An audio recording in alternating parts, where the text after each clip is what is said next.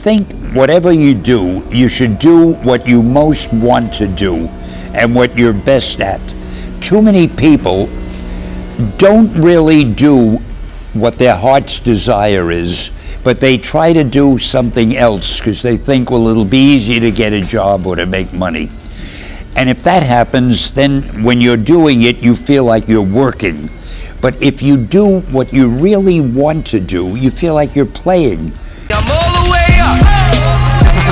All the way up. I'm all the way up. I'm all the way up. Nothing can stop me. I'm all the way up. Exclusive.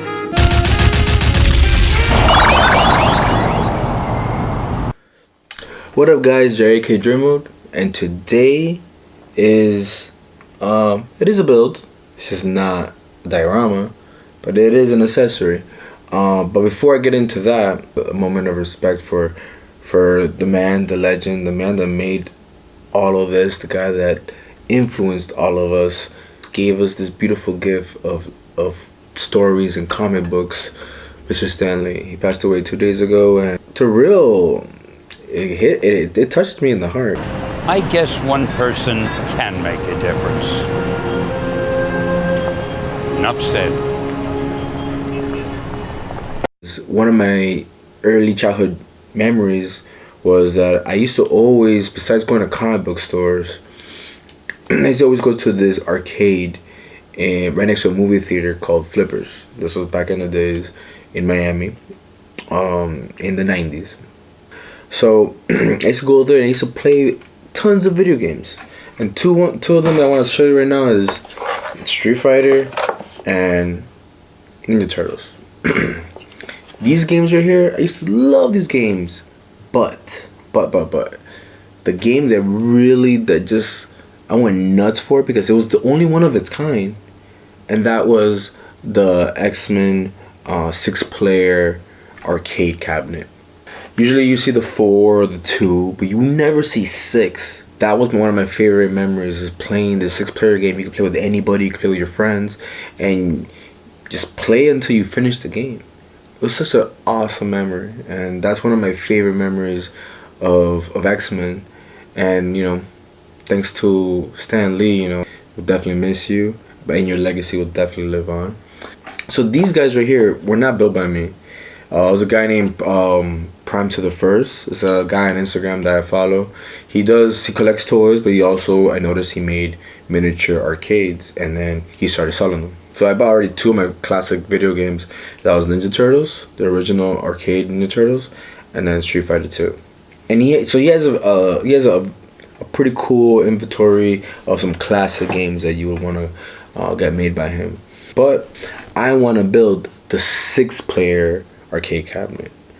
Collected a whole bunch of information on the internet and kind of basically just redid it myself. The coin door, identification of a character to the coin door as well. I'm gonna go about it with this. It's basically a foam board. I'm gonna cut these pieces based on the cutouts that I've made, and then try to put them together. So that's basically it, really. And then obviously they find a plastic film to kind of give it the screen look. This is my first time building one of these.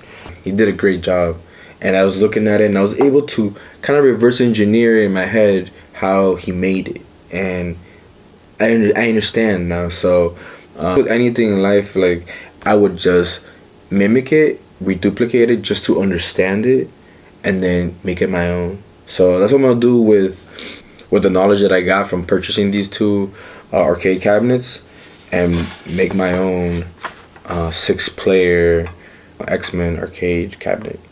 Alright, let's get to it.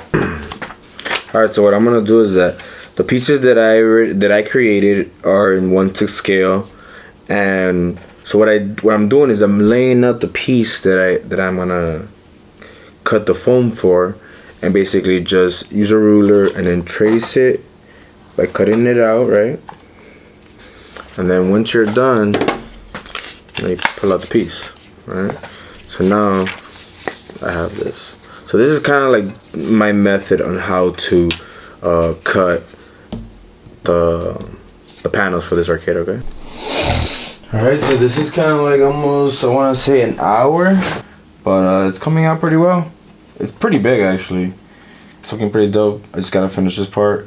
But again, I'm just taping everything to see if everything fits right. But it's coming out pretty dope, you know.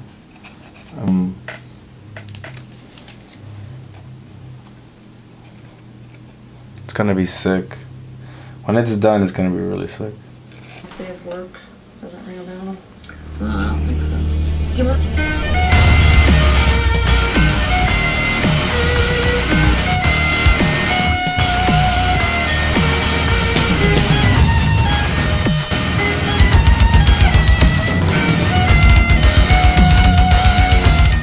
Where to put the pins. All they are is just these guys. And you press it.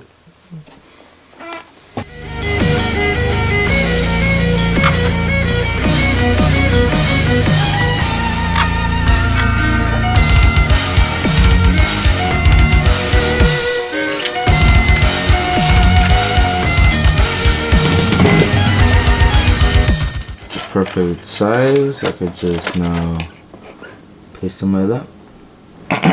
And there you go. Alright. Alright, so what you're seeing here is I'm creating the buttons for the console or for the machine.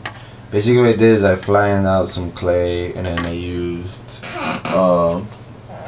this little straw and I basically just started poking out little buttons. So what I'm gonna do is I'm gonna paint these blue, red, and I believe yellow or white. I'm not so sure. I gotta double check.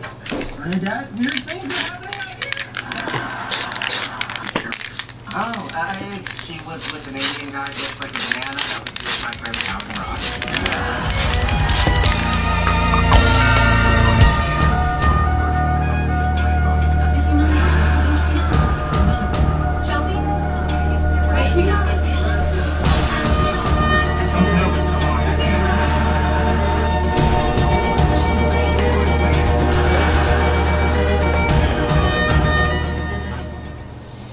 Alright guys, well, it's done. Ta-da! Came out pretty cool. The height is anatomically correct for my figures, so it came out really good.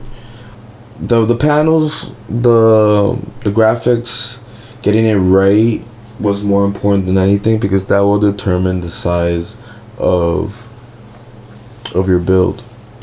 And if you notice, there is a light there, in there, right? And it just gives it the animation that something's going on. Back there's the actual screenshot of the game, and then I put a lot of transparency to give it the effect of glass. And in regards to the joysticks, these are just regular pins. And then the buttons, what I did was basically flatten out some clay, cut them out using a straw, and then paint them and then paste them on there. Very fun build. And it's pretty cool that I was able to build a or 1/6 scale version of the actual arcade cabinets.